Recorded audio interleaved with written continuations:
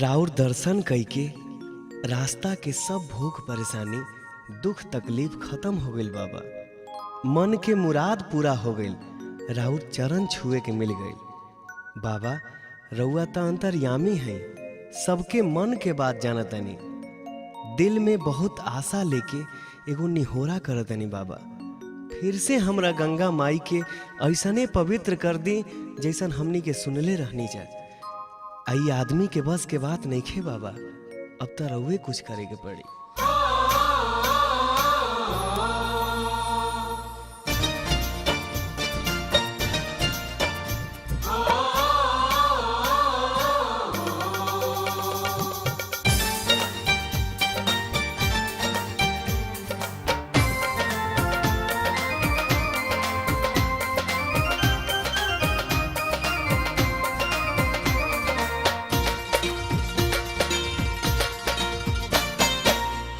जोरी करी लेनी हो रवा सोझाई के, हाथ जोरी करी लेनी हो रवा सोझाई के।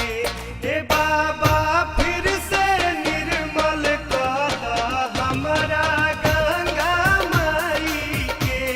ए बाबा फिर से निर्मल कर हमरा गंगा माई के।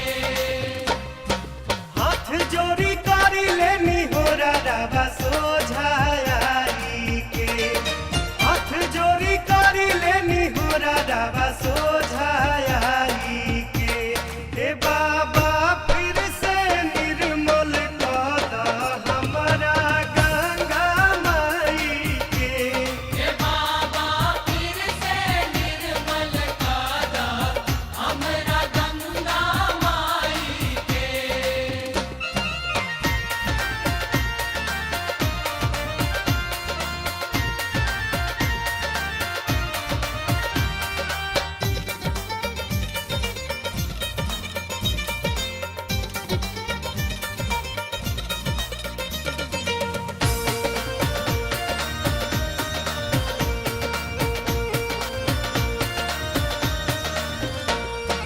एक बूंद रहे जेकर अमृत जैसन, अमृत जैसन हो अमृत जैसन। अब देखी बाबा दुर्दशा भइल